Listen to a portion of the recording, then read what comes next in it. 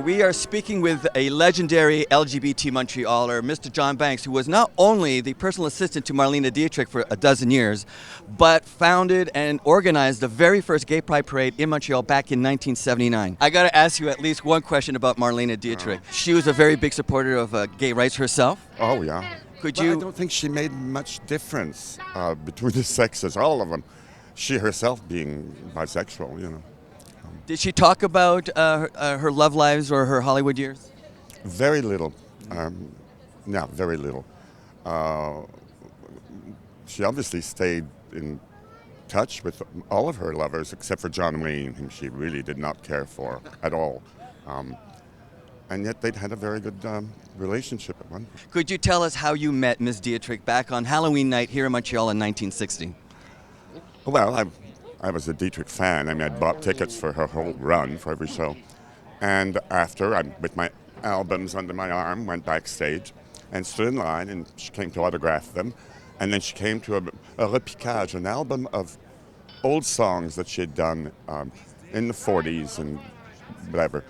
And she didn't want to sign it. I realized later, one of the reasons being that she wasn't making any money out of the sales. But she said, no, these are awful, but the new sound is much. I said, Mr. Bacharach really did a good job. He really did. He expanded her voice. But So she signed your, or what? no. So then I said, yeah, you were there then. I wasn't. I want to know what the sound of the period was. And she looked at me and said, you wait.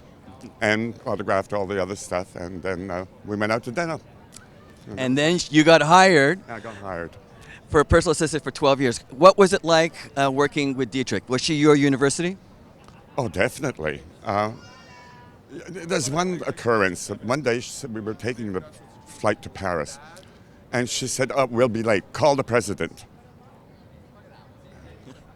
Which president? You know, like you say, well, can I have Lyndon Johnson, please? You know. And of course, it was the president of Air France who said, of course, we'll hold the plane. And we weren't late. But, yeah, call the president. You went on to, of course, organize gay pride here in Montreal. What would you think Dietrich would say to you today if you were around? Johnny. Make sure you're on hand for when the judges won their water.